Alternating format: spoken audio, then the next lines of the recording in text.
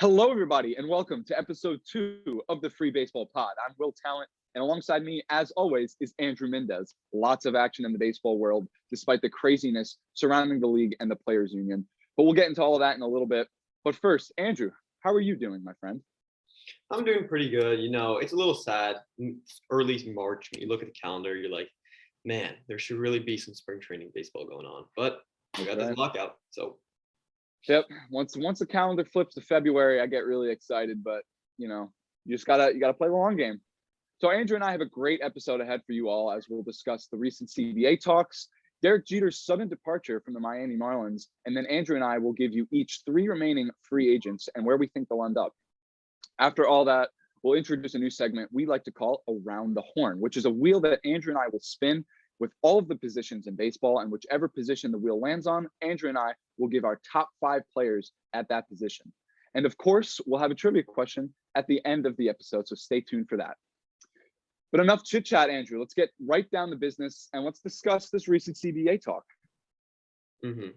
So past week, the owners and the players, they had a deadline for Monday at midnight, which was actually pushed back to Tuesday at 5 p.m. If they were able to reach a deal by Tuesday at 5 p.m., opening day would not have been canceled. But obviously, as everyone knows, they were not able to. Talks went on for a while. There was reports that they were making some progress. There was about 13 or so meetings, went on for the whole day. At the end of the day, just the owners, it gets me mad. Like, the owners are just really stubborn. For years, everyone knows the owner's revenue goes up every single year. But when you look at this competitive balance tax, luxury tax, there's no correlation between the two. So everyone knows how the arbitration, the minimum salary numbers, they're just lower than what they should be. And the players, they've given in the past, but right now they're just not ready to give in. And that's why we don't have a deal. Yeah, the players, Andrew, it's hard for me, and we've talked about this, but it's hard for me to have sympathy for both sides when you have two parties that are just bargaining on these astronomical numbers. But we also have to take into consideration the type of revenue that the league and the industry brings in. That's why these numbers are so high, but it's so hard to fathom that these are actual negotiable numbers. It's baffling, and it's frustrating. The fact that we had until they had from December 2nd until February 28th, and the league decided that it would be a good time to start meeting every single day a week before this deadline. That's just amazing. Andrew, that's like writing a paper the night it's due. When you make a deadline and you decide, we're just going to ramp up discussions the night that we have to make a deal. I've been there, wrote papers the night before. Same. Sometimes it works out for me, sometimes it doesn't. But in this case, they're not writing a paper. They're trying to salvage an industry. And then another little anecdote you could add to the student life is that you get so far in your progress, and then you ask for an extension. Okay, so we'll move the date to March 1st and make the deadline 5 p.m. But then they completely backtracked on what they were gonna propose, and it's just so aggravating and it's irritating. I just can't stand it, Andrew. I can't stand it anymore. Yeah, what gets me really mad was not that they waited for the last week to actually get the meetings done. It's that, so we had the lockout. The CBA expired December 1st. December 2nd, they start the lockout. They didn't talk for 43 days. Yeah, they took a nice long holiday break. Imagine if they had 43 extra days right now to negotiate. They probably, I can't say there would have been no games canceled, but it would be helpful at this point if we had 43 more days where there was just no communication whatsoever, which is pretty crazy when we're talking about one of the biggest sports in the world. Or it's America's national pastime. Yeah, it's probably the second or third most popular sport in the U.S. And we're trying to start up a season, and they just seemingly didn't care for over a month. Yeah. You bring up those 43 days, it really makes you wonder where the priorities of the league and the owners are at. Why did that take so long? This is probably your biggest asset. Now, that's just an assumption. I bet a lot of these owners have much more lucrative assets than Major League Baseball, but they rake in so much money. 43 days, like where's your head at? You're lying to your fans saying that this is your number one priority to get games going, to get the players back on the field. You're just lying at this point. It's a blatant lie. If that was actually on the top of your list, you wouldn't have taken a 43-day break. That wouldn't have happened. So shame on the owners. I'm a little frustrated at the players, but I have a little more sympathy for them because they're fighting for what they love, and they're fighting for what they think they deserve, because they did get a little gypped in the last one, and they kind of just agreed so there wouldn't be a lockout or this kind of situation that we're having now, but it's gone too far. It's definitely gone too far. Yeah, I agree. And just to mention some of we haven't really touched on many of the issues. One of the biggest ones has been this competitive balance tax. They were very far off. Just to read off some of the MLB proposals, they're up. It was only up a little bit. From right now, it's 210. They went up to 214 million for 2022, 215, 216, and then as high as 222 million in 2026. And then the Players Association, which is far off from that, 245 million at 2022, and then as high as 273. So about 50 million off in 4 years from now. So that seems like it could take a while. That could be the biggest holdup. That and it seemed like expanded playoffs was going to be an issue, but they have at least agreed to that. So that's a sign of good things, but I'll give it maybe minimum 2 weeks before this thing is over with and we have a CBA and we get spring training started. Yeah, I'd have to agree with you there on that, Andrew. I mean, I hope it's 2 weeks. I hope it doesn't seep into May, because there will be some serious problems. You're already losing fans to begin with. The longer that you take to do this, the more fans you're gonna lose. It's an ugly situation. It's not fun. It's Rob Manfred is not fun, so it fits his category and his character there. But and practicing his golf swing. What was that? What was that? Like, that is not what you should be doing. And by the way, Rob, you should use a little more torque on the torso, up the upper torso here, because you probably launched some drives, maybe 250 after that. But that should not be your priority. I digress. I'm just pointing it out. But the expanded playoffs, they were at, what was it, 14 teams and 12 teams? Yeah, 14 teams. I'm sorry, it's just too much. They're going to play over 100 games. It was fine for 60 games. Made it a lot more exciting, actually. 16, actually.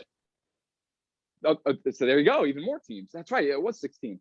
But I don't think you can reward almost half of the league for a season that isn't going to be 60 games. It's going to be more than that.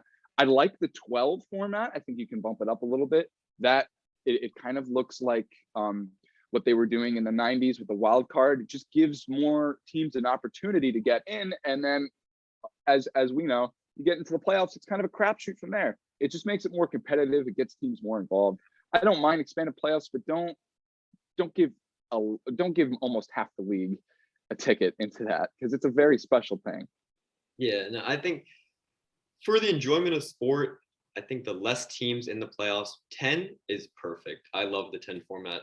I like the format they have now. We have to go up to 12. It's fine. If anyone's confused about why the owners are so pushing for more teams, it's because more playoff teams means more TV deals, more playoff games, and they make a lot of money, obviously, because playoff games, of course, ratings much higher, ticket sales much higher. But the players, they know that if there's less playoff teams, owners will be more incentivized to spend more, which will keep the more teams over luxury tax. And, it just keeps the league more competitive. Less playoff teams makes the 162 game grind just not as fun.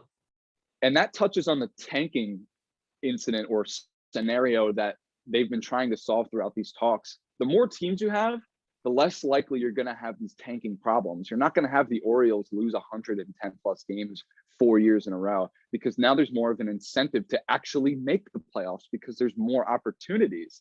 That is, in my opinion, that's a big deal, because some of these teams, like I brought up the Orioles, they've been bad, and they haven't just been bad, they've been horrendous for an extended period of time. Like, you could have a season where you're going to lose 100 plus games, maybe even 110 plus games, but in multiple years where you're losing over 100 games, unacceptable. Just doesn't show any competitiveness, doesn't show any drive to win.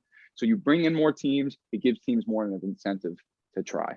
Yeah, well, and it's good you mentioned that because they're actually discussing a draft lottery, which should have the top 6-7 teams, I think. The worst teams in the league, go through a lottery similar to what the NBA, NHL does for the draft, just so it's not you get the worst record, you automatically get the first pick. I'm a fan of lotteries. Well, we'll see. I'll probably be a fan of it for baseball because my team probably won't get gypped by the lottery. But I know for basketball, my New York Knicks lost out on Zion Williamson because they got into a really bad draft lottery situation. But I think lotteries do make it more interesting. So I wouldn't be opposed to that. And I also kind of like the idea of the international draft. Besides just signing these players from wherever they come from, put them in a pool and see how it goes from there. I think they could get really creative with that. So we'll see how that goes. Yeah, the international draft is definitely interesting, but it's also it's a very strategic part of baseball, how you can trade for international signing bonus money in trades. I feel like that's a really interesting thing. How I kind of want to keep it. Is there's some teams I wouldn't be opposed to either adopting an international draft or keeping what they have, because I think it's fine now. I just think an international draft would just spice it up a little bit. Yeah, well, the thing with baseball is just there's already enough draft. We have the Rule 5 draft, we have the MLB, we have probably one more I'm forgetting about, but I don't think we need an international draft. No, yeah, it's definitely not a need. And like I said, it would just really spice things up. But we'll see. We'll see, man. There's a lot of things that they got to go over, and they really got to get their stuff together. They really do. Hopefully, next few weeks, get this stuff wrapped up. Get some baseball. And let's play ball. Yeah. Let's play ball. Let's go. Shortened 2020 season. Don't really want to miss more than 20 games max this year. The industry can't afford it. You're gonna turn off what you're marketing the most, and that is the younger generation. And by not playing, the younger generation is not going to be exposed to baseball, and they should be. So play these games, get this deal done. Let's go. Mm-hmm. Of course.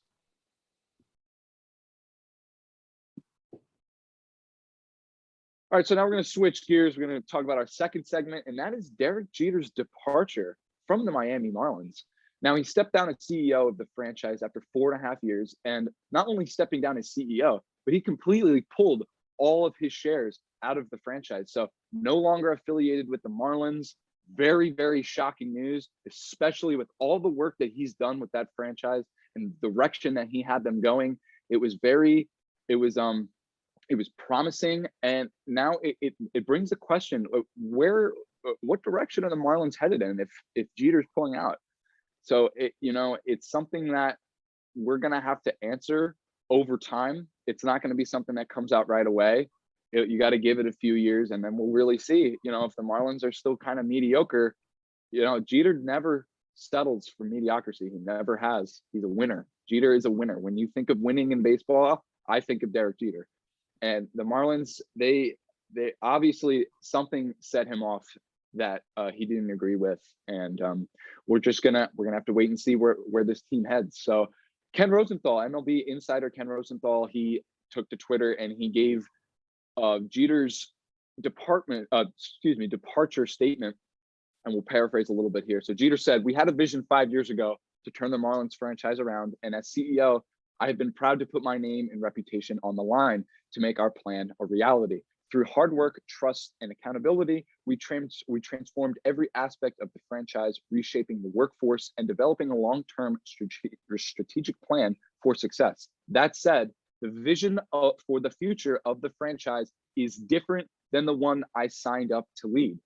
Now is the right time for me to step aside as a new season begins." Andrew, strong words there from Mr. Jeter, and it really brings up the question that I just mentioned. Where are the Marlins going if this is the case?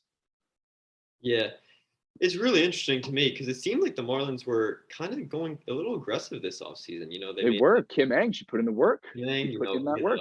Jacob Stallings, Abigail Garcia, Joey Wendell, and they got a great pitching staff. They do. They really do. Sixto Sanchez, Sandy Alcantara, forgetting a few right now. Pablo Lopez. Newcomers, Edward Cabrera. I mean, the future is bright in Miami. So something Luzardo. really, another one. They just have these young fireballers, and not just fireballers, but good pitchers, guys that know how to play that position. And it's just shocking that Jeter's stepping away. Yeah. Trevor Rogers. Yeah, Trevor Rogers. See, the names just keep going. And some of these names we'll bring up as the segment continues. And I've seen a lot of things on Twitter, Andrew. Some things I really don't agree with. I don't know if you've seen them, but a lot of people, and people hate Derek Jeter because he's just better than them. I'm sorry. Your favorite shortstop, not as good as Jeter. Not sorry. Reese's. Anyway, a lot of people were degrading what he has done for the team, instantly saying he traded an all-star team away. He's diminishing this franchise. He completely tore it down and once he came in, and we'll bring up some notable subtractions that Jeter made as soon as he came in to the Marlins franchise. So number one, it's a minor one, but it wasn't minor at the time because he was a two-time all-star and he put up some serious numbers with the Marlins during his time there. And that's D. Gordon. They traded him to the Mariners for a few prospects. One, Nick Nadert. He's the only real notable name out of that package, and he is kind of a little bullpen piece for the Marlins. So not a huge problem there. People made it kind of a bigger deal than it was at the time because D. Gordon was very good, as I said. But now we get into the bigger ones. Christian Yelich to the Brewers for Luis Brinson, Isan Diaz, Monte Harrison, and Jordan Yamamoto. All four were prospects. One does not play for the Marlins anymore, that being Jordan Yamamoto. Monte Harrison, he's been okay. He was also a top prospect for the Marlins once coming over, hasn't really lived up to that. Isan Diaz, same deal. But the biggest one, Luis Brinson, center fielder, a lot of hype around him when he came from Milwaukee, really has not lived up to the expectations. So fine, haters, you're up 1-0.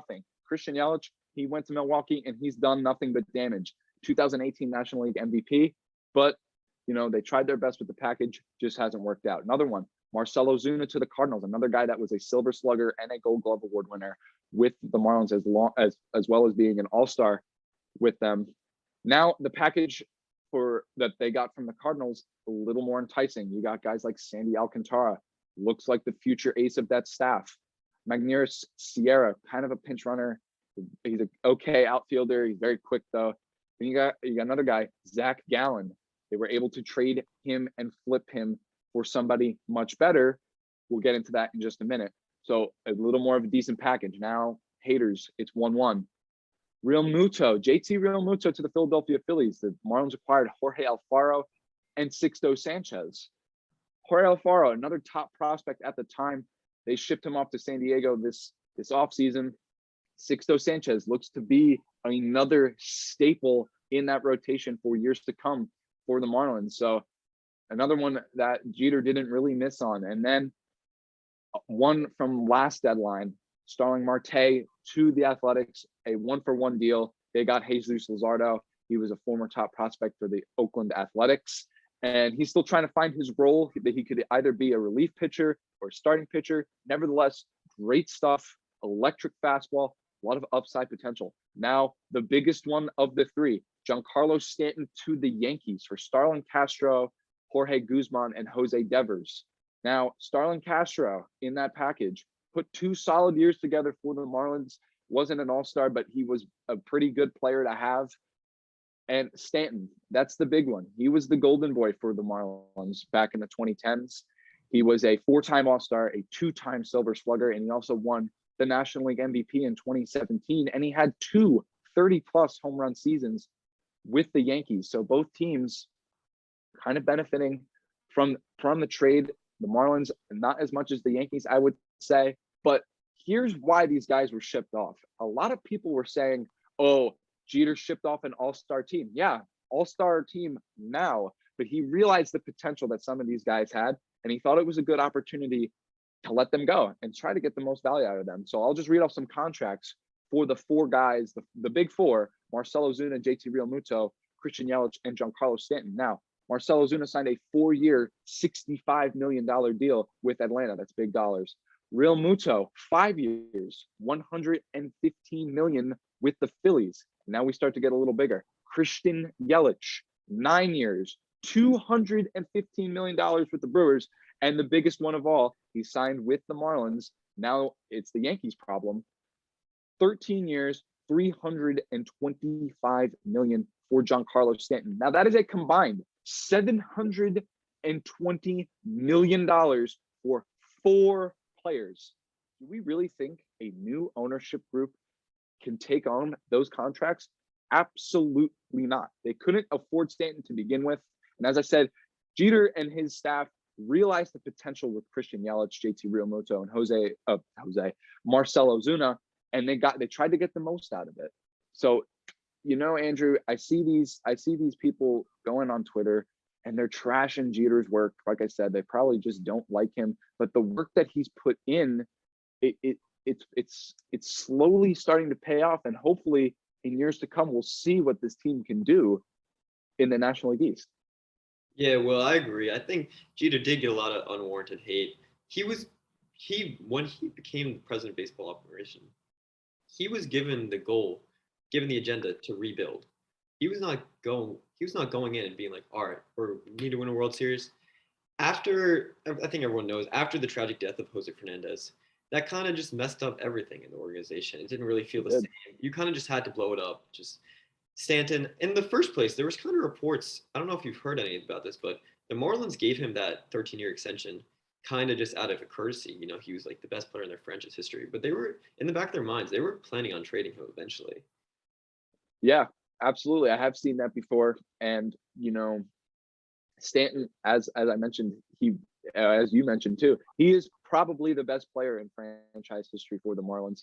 And there is no denying that. So, but as I said too, a new ownership group cannot afford those contracts for 4 players. $720 million, that could easily go somewhere else. And they've also done a lot of work in the draft, and it's starting to pay off a little bit. We've seen one. We'll start in 2017. First round pick for the Marlins was Trevor Rogers. He was an all-star this year. He pitched to a 2.64 ERA with 157 Ks and only 46 walks. And he came in second in Rookie of the Year voting for 2021. So already 1 for 1 in the draft for Mr. Jeter. And then in 2018, he drafted outfielder Connor Scott, who he then traded this offseason to get catcher Jacob Stallings. So in my eyes, that is a 2 for 2. Jacob Stallings is probably a top 10 catcher in all of baseball.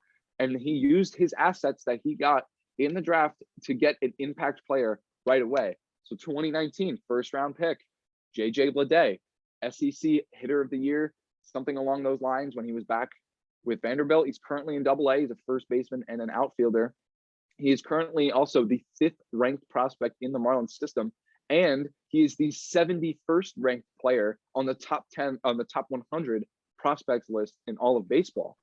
So that's another guy that we'll see what he does. He's a little older. He's 25, or he'll be 25. And hopefully he can make an impact for the Marlins this year. But it's another guy that they went out and they did the work for him, and they used the draft diligently. Another guy, 2020 first round pick, Max Meyer, currently in AAA. He's moving up the ranks very quickly. He's the 3rd ranked prospect in the Marlins system. He's got electrifying stuff. He's also the 30th ranked prospect on the top 100 list. So another guy on the top 100 list that the Marlins have that Derek Jeter brought in. So once again, it just goes to where is this hate coming from? There was no destruction. There was it was a teardown, of course, but you have to use the farm system. That's how Jeter came up. That's how his teams that he won with came up. The core of that team was built through the farm system. And the last guy, the 2021 first round pick from the Marlins, was Khalil Watson. He's a shortstop, and he's only 18 years old, and he's already the 1st ranked prospect in the Marlins system. Tremendous upside potential, and he is already the 27th ranked prospect in the top 100 list in all of baseball. So Andrew, Jeter and his staff, they have done the due diligence, and they have so far succeeded with the draft picks that he has taken, or that he had taken in his tenure. Yeah, I really don't understand any of the hate that Jeter can get. When you take a team that was one of the worst teams in the league, over 100 loss team in 2019, or at least close to it, I'm pretty sure, and then they go, yes, expanded playoffs, everything, 60-game season, but they made the playoffs when nobody expected them. Absolutely nobody thought the Marlins had any chance, and they beat the Cubs. They did. got Yes, they the did. NLDS. So I just think the fact that Jeter was able to make a good enough roster to make the playoffs in a rebuilding year, that just makes it a win itself. It does, 100%. And another trade that we didn't talk about, he took Zach Gallen from that Marcell Ozuna trade and he flipped him for Jazz Chisholm, who we talked about in last episode, could be the franchise shortstop. So, these things take time. These haters don't have that patience. So you have to let what you are bringing in, you have to let that develop. I could see the Marlins being a very successful team down the line, especially with the guys that Jeter brought in. So it's all a wait and see. It really does bring up the question as we open the segment with, where is this team going if Jeter's pulling out? So only time will tell. And best of luck to Mr. Jeter and whatever his future endeavors are. Always been a big fan of him. Reason I got into baseball. So whatever he's gonna do, I can guarantee you that he's probably gonna be successful. All right, so now we're gonna move on to our next segment. We're just gonna give 3 guys who are still free agents, where we think they fit, why. So my first guy is Trevor Story. He has some suitors: the Phillies, Cubs, Yankees, the Angels. So I think that the New York Yankees will be signing him when the lockout ends. He had a bit of a down 2021. He had around an 800 OPS. But the Yankees, they're desperate. They need a shortstop. Gleyber Torres, as we know as Yankees fans, he's very bad. Not the answer. But not fun to watch. At shortstop. Pretty bad offensive season last year, too. Gio Urshela is currently current shortstop, but he's not really a natural shortstop. He's more of a third baseman. So I think if the Yankees can go to get Trevor Story, that'd be much, much needed upgrade for the position. They haven't really had an elite shortstop since really a 2018 year with Didi. Before that, it was Jeter. Only little concern there is he does have a concern with his throwing arm. Some people believe that he might need Tommy John, but that's just speculation. So I predict he goes to Yankees, 4 years, $105 million. Will, give me your pick. That's an excellent pick there, Andrew. I think Trevor Story is the best option for the Yankees. He's the most athletic shortstop, in my opinion, left on the board. But now for my first guy, I got Nick Castellanos. Now, he was selected to his first All-Star game last season. He also won his first Silver Slugger. He had a 3.2 WAR, 34 home runs, and 100 RBIs. It's a great power bat. He has very good contact abilities. And he's entering a very good age to be a free agent at the age of 29. Now, some suitors. I got the Chicago White Sox, the Miami Marlins, both teams that really need outfield depth, and they could really use some bats, especially the White Sox, really trying to lock down as being one of maybe the best team in the American League. But where I think that Castellanos fits the best and where he is going to end up, that's the Philadelphia Phillies. Now, he takes a tremendous pressure off of first baseman Rhys Hoskins, catcher JT Realmuto, and outfielder, former National League MVP 2021, Bryce Harper, as the main run generators. He really adds another bat into that lineup. 4 bats like that is a lot better than 3. Even though it's just one number, it means a whole lot more. And he could really benefit from the dimensions at Citizens Bank Park, being that left field is a lot shorter than most places in Major League Baseball. And he's the spark on offense. He's not the best defender. So he's the spark on offense that the Phillies need to propel, to move, to make some kind of movement in the National League East, because that is a tough division, maybe one of the best in baseball. So my prediction for Castellanos, 5 years, $85 million, player option for the 6th. Well, I like that pick. The Phillies obviously need a little upgrade on offense, to compete with the Braves and the Mets. I think the Mets are probably the favorite to win that division. Phillies definitely need to go and make some moves. And getting Castellanos, that would be a huge one. So my next pick is Chris Bryant, third baseman and outfielder.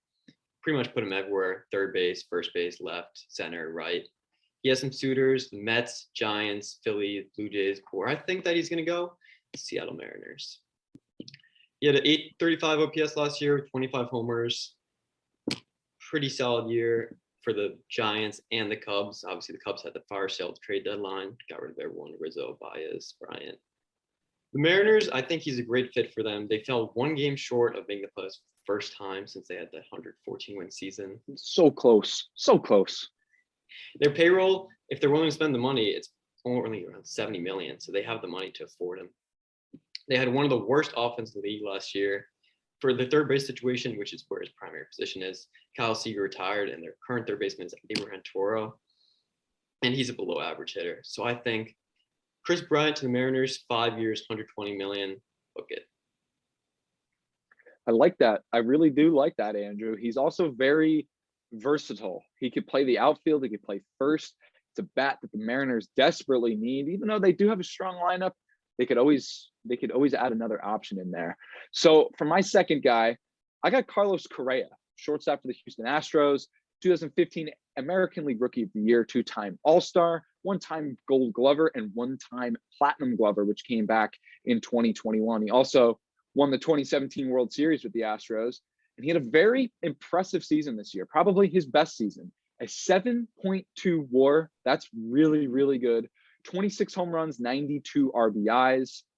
He finished 5th in AL MVP voting, and he is easily a top 5, maybe even a top 3 shortstop in baseball. It's very crazy that he is still on the market. Obviously, we have the lockout, so he probably would have been signed by now, but still, having a name like this on the market at this point in the year it's wild. It's very wild, and he's very young. He's even younger than Castellanos. He's only 27 years old, so expect a long contract for wherever he ends up. Now, for some potential fits, I got the Yankees on there.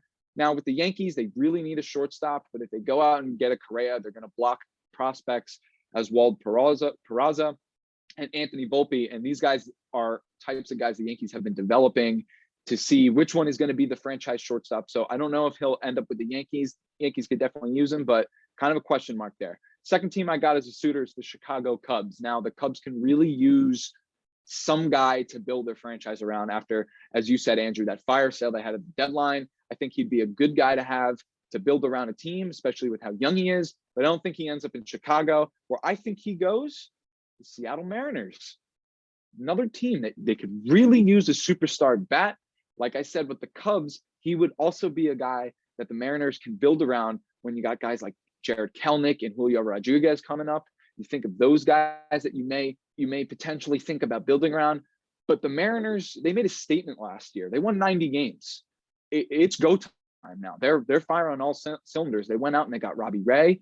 They traded for Adam Frazier. They're ready to go. So adding someone who is as established as Carlos Correa could really make a significant impact on a team like the Seattle Mariners in the lineup and in the defensive alignment as well. As I noted, he was the Platinum Glove winner in the 2021 season and really, really strengthened an already pretty good defense for the Seattle Mariners. And in my opinion, bringing Carlos Correa to the Mariners can very, very, very likely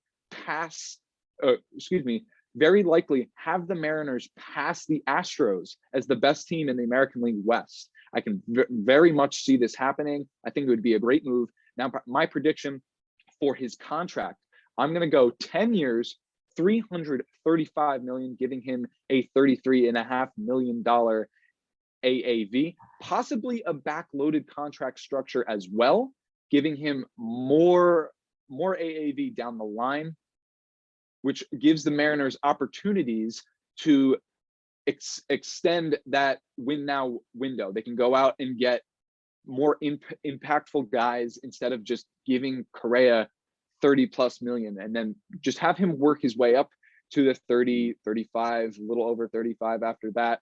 Let it gradually work out, because maybe by the time at the end of that contract, the Mariners may not be in as good of a position as they are now. So maybe Correa will be a nice guy there. But all in all, the Mariners, as you also noted, Andrew, they have money to spend. And this is a guy that you need to spend money on, especially with the situation that the Mariners have right now. Yeah, I don't really agree with what you said about Correa. If they get him, I don't think that puts them over the Astros. I think that definitely makes them a playoff team, a favorite to make the playoffs. But it would be a great move. I don't see the Mariners really going out and spending. I just don't see them being the team to do it. But my final prediction is also Carlos Correa. As you mentioned, teams that suitors, Astros, Angels, Yankees, possibly the Cubs. I have them going to the Phillies though. Phillies, Wow. they won 82 games last year, 16 back of the Braves. Their GM, Dave Dombrowski, obviously very, very aggressive GM. We saw with the Red Sox. He's willing. Always has been, even with Always. Detroit. Yeah, always willing to make the big moves. As you mentioned, very polarizing, controversial figure. The Phillies were a league average offense last year. They got pretty bad production from the shortstop position. Didi, I know we love Didi. Of course, miss him every day. Very bad 2021. Great, very bad offensively, defensively. Phillies payroll is around 150 million, so they can fit it in 35 million a year for him. I'd say 10 years, 360 million, maybe a little bit deferred money too. I think the Phillies getting Carlos Correa would really put them up there at the top. Maybe not winning the NL East, but competing with the Mets for the NL East chip next season. I like this pick, Andrew. I really do. I think both of our guys that we picked for the Phillies would really make a huge impact for their team. Maybe yours a little more than mine, just given his age and his position and his ability to play and excel on both sides of the ball. I really like this pick from you. And like you said, I don't think they pass up the Mets, but it definitely gets them closer to not being that fourth place and third place team that they have been for the last 10, 12 years. So to wrap up this segment, I'm going to go with a dude that Andrew just mentioned. And my last guy is Freddie Freeman. Big name, another really big name on the board of free agents remaining. First baseman for the Atlanta Braves. He was the 2020 National League MVP. He's a 5-time All-Star, 1-time Gold Glover, 3-time Silver Slugger, and he finished top 10 in MVP voting 6 times. And he, of course, won the 2021 World Series with the Braves. He had a 4.7 WAR, 31 home runs, 83 RBIs. He batted .300. He had a .393 on base percentage with a .503 slugging percentage, great slash line, and a very, very good OPS at .896. In my opinion, he's the overall best first baseman in baseball. Say all you want about Vladimir Guerrero Jr. I think he's great, but he's not as great as Freddie Freeman. And he's an instant upgrade to any lineup and any defensive alignment, as we said with Correa, to any lineup and any team in baseball. Now, some potential fits for Freddie Freeman that I have the Dodgers, I have the Yankees, and I have the Braves. Now, for the Dodgers, if you add him, you already add a superstar to a lineup filled with superstars. The simple maneuver here would be to put Freeman at first and you move Max Muncy to third and you let Justin Turner walk, or you DH Freeman, barring that the DH will be in the National League come 2022. And he also gets to go back home to California as well. But I don't think he ends up there. With the Yankees, he definitely improves the defense in the infield. The Yankees really need some defensive upgrades. And he adds that much needed left-handed bat presence that the Yankees just haven't had in the last 3 to 4 seasons. And not only power, but he adds contact too. The Yankees need some contact guys. It's been a narrative for the Yankees for the last few seasons as well. And the Yankees, I feel like they could negotiate a contract with less years, the higher AAV. Definitely be a little tougher for Freeman to agree to something like that, especially with him having a young family. So I don't think the Yankees are the best option here. And Andrew, I think you're going to agree with me. Well, you're not going to agree with me because you picked another team, but I have him going back home to the Braves. Why are we having this discussion? Freddie Freeman should be a Brave for life. It should have been done last spring training. The Braves just were reluctant to get an extension done for him. They ended up winning the World Series, but now they may be paying the cost of losing their franchise player. You got to keep a guy around who has built his resume enough to where he has become that franchise player. He has stuck around. He was there for the tail end of the Chipper days. He sat behind him and he watched Chipper ride out into the sunset. And then when it was time, he took over as the man of this team. It's just a face that they need to keep in this franchise, not just to cut it off now after you won a World Series for the first time in 26 years. This is a guy you have to keep around, and it's just not a debate. So, and in terms of prediction, I think the Braves really need to pony up. They really, really put the bar low in terms of offers for Freddie Freeman. I think to get him back to Atlanta, you go 6 years and you go $208 million. That'll give him a 34.6 average annual value. I completely agree. Braves have to keep Freeman, first face the franchise. Well, maybe not face the franchise. That might be Acuna now. Well, you get Acuna, but he's been around there for over 10 years now. Definitely the heart and soul of that clubhouse. Yeah, 100%. We have seen some reports. I know it's still lockout, so it's not really talks are going, but we saw some reports that the Braves, they're not as likely as we thought to bring him back. So I do think he goes to the Dodgers. But I saw that as well. And even when you have your manager saying that too, that's tough. Brian Snicker was out and he said that about a month ago, saying that it's a possibility that he doesn't come back. But if I'm the Atlanta Braves, it's got to be done. Yeah. So Andrew and I have a new segment for you guys, and it's called Around the Horn. And what that basically is, it's a wheel made of all of the positions in Major League Baseball. And Andrew is going to spin that wheel, and whatever position it lands on, Andrew and I will give our individual top fives at that position. So Andrew, without further ado, let's see what position we get for this episode. Now. And interesting. Shortstops. Ooh, shortstops. That's a good one. A lot of good names on there. Should be a fun list to make. All right, so now we're going to head on to our final segment, our newest segment, Around the Horn. We're going to give top 5 for positions. Today is going to be shortstops. So I'm going to go first. I'm going to give my top 5.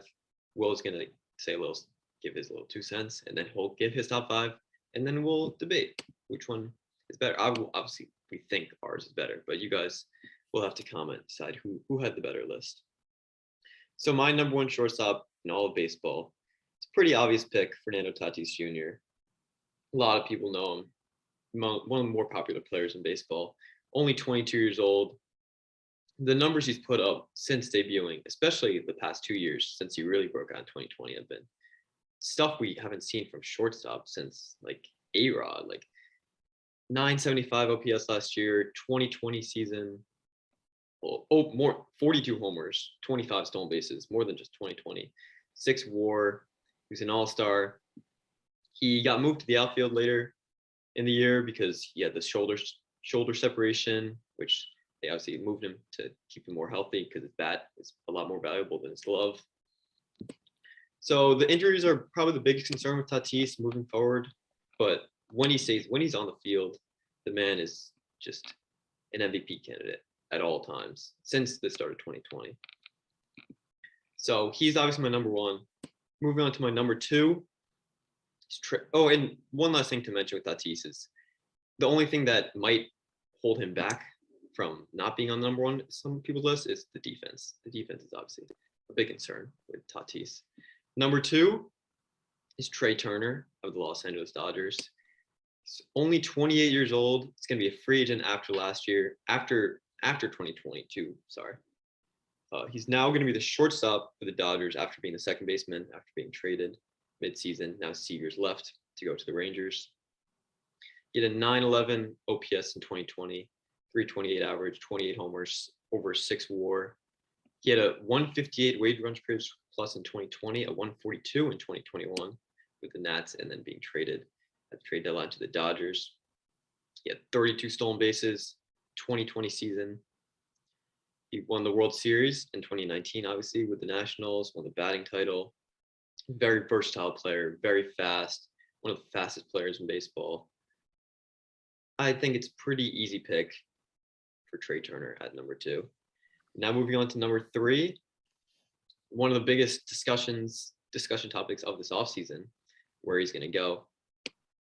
Carlos Correa, of formerly the Houston Astros, currently a free agent. He had over a 7 WAR season last year, 26 homers, finished 5th in MVP, 850 OPS. He won the Platinum Glove, so he's probably one of the best fielders on this list. As I said before, probably going to get a deal, $350 million, very young still, so going to get a big payday this offseason.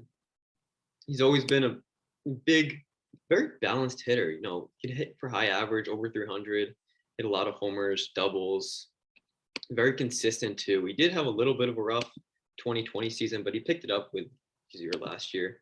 So number 3, Carlos Correa. Moving on to number 4 is Corey Seager of now the Texas Rangers. The last 2 years have really been Corey Seager's peak, I would say. He's had 926 OPS since the start of 2020. He's an elite hitter in the regular season last year, although he was hurt, only played 90 games. In the playoffs was really where he took off, made a name for himself. Not necessarily made a name for himself, but really showed the world who he is. You know, him and Randy Rosarena just hitting homer after homer in that postseason. It was crazy. And then now he has a 10-year, $325 million contract from the Rangers, which he's very comfortable with that stadium because he played the entire 2020 playoffs at that field. One of the bigger concerns with Seager is the defense. He's probably around a league average defender, not what you want out of your shortstop. You always want your shortstop to be very solid because it's a very important defensive position. Might have to get moved down to third base down the line. He's had some injury troubles, some his fault, some not. And yeah, that's pretty much it on Corey Seager. And then moving on to the final spot on my top 5 of the Boston Red Sox, Xander Bogaerts. He's a very, very consistent offensive shortstop, which is what carries his game because his defense, as a lot of people know, is very bad. And he's never had a season where he didn't have a negative defensive run saved. If anyone knows what that is, basically just a stat explaining how many runs you saved on defense at your position. But ever since Mookie left, he's been the heart of that Red Sox lineup, just carrying it. Top 20 MVP finish the last 4 years, 133 OPS plus since the start of 2019. Some might not overlook his offense due to his defense, and they say it's very important, but I just can't overlook all that offense and to put him out of my top 5. Yeah, Andrew, I really like your list here. It's definitely a tough list for myself. There's a lot of good shortstops out there. There's a plethora in the game. It's always a nice thing to see. Now, my top 5, we agree on the top 3, but our 4 and 5s are a little different. So I have Tatis at 1. I was debating switching him and Trey Turner, but at the end of the day, I got to give it to Tatis. He's only 22 years old.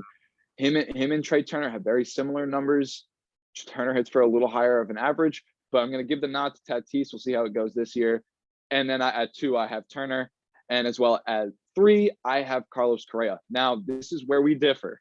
I gave my 4 spot to Trevor Story. Now, I know, down year from last year, was not the shortstop that we are used to seeing, but nevertheless, still a good season. 4.2 WAR, 24 home runs, 75 RBIs, 251 average, 329 on base percentage, 471 slugging, and an 801 OPS. So those are good numbers for anyone. But in terms of Trevor Story, they're not the numbers that we're used to seeing from him. But nevertheless, still a good year. He's also a 2-time Silver Slugger. And like a few of the guys that we have mentioned, he was also a 2020 guy, 20 plus home runs, 20 plus stolen bases. He's probably one of the more athletic shortstops out there. And similar to Correa, also still a shortstop.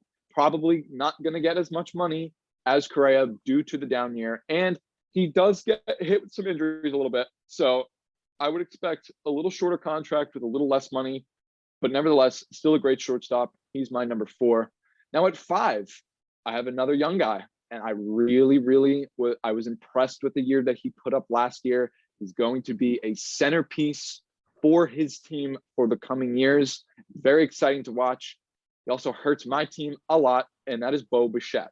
Bo Bichette, the shortstop for the Toronto Blue Jays, a 5.9 WAR, 29 home runs, and 102 RBIs to go along with a 298 batting average, a 343 on base percentage, and a 484 slugging percentage with a very nice 828 OPS. Now, he was elected to his first All-Star game in 2021, and it was a breakout season for him. He was very good when he came up in 2019, and he also had a very productive 2020 season. This was his first real full season in the major leagues, and he didn't disappoint whatsoever. Another 2020 guy with his 29 home runs and his 25 stolen bases, so creeping up on a potential 30-30 guy.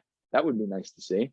And now, after 2022, Andrew, I think you may be able to agree with me here. I could see Bichette possibly squeezing into the top 3 in this discussion. But for right now, I'm going to keep him in the top 5 for myself. And as I said before, he is adding to a very bright future in Toronto. So some exciting things here. Now, before we move on to the outro, Andrew, we have a little bit of some differences here. You have Seager, I have Story, you have Bogaerts, and I have Bichette. Both Seager and Bogaerts, I wanted to put them on here. This is what I was saying before. Very tough list to make, but I could not keep out Trevor Story. I really like what he brings to the table. I could see him being better than Seager, as you have him, but I have to give it to him over Seager for right now, at least. And Bichette too. I got to give it to him over Bogaerts because Bichette is a better defender than Bogaerts. And I know, as you said, Bogaerts carries that Red Sox lineup. He does. He really does. And that's his strong suit. But Bichette not only does extraordinary damage in the lineup, he's a very, very athletic and exciting defender to watch. So I give it to Bichette and Trevor Story. I could see why you don't have Corey Seager in your top 5, obviously injuries, but I just don't see how anyone. I can understand your reasoning. Just myself, I couldn't keep Corey Seager off. He's just such an elite hitter. Like the defense, he is. Yeah, it's not all fields. He's great. It's not the best, but with what Corey Seager's done in the playoffs in 2020 and the regular season the past 2 years, over 900 OPS, that's really good for a shortstop. There's not many shortstops. It's like maybe a handful. No, not a handful, like a few each year, 2 or 3 that have over 900 OPS as a shortstop. And as you said about Story, last year was really what really turned me off him. Like he's definitely my number 6, but I did have Trevor Story at number 1, my number 1 shortstop for the 2020 season. And now he's out of it just because the arm is a little bit concerned. The throwing arm, it's short. The numbers just took a huge dip. And for someone to have that low offensive numbers when they play at a very hitters-friendly park, as Coors Field, everyone knows, I don't know so much about Story. I do think he'll be good. He's still very good. I can't put him over Xander and Seager. Yep, and I get your reasoning as well. I'm giving Story the benefit of the doubt. We'll see where he ends up. Maybe he'll be more productive somewhere else, getting out of Colorado. Maybe he goes somewhere where he doesn't have to do all the heavy lifting on offense. So we'll see with that.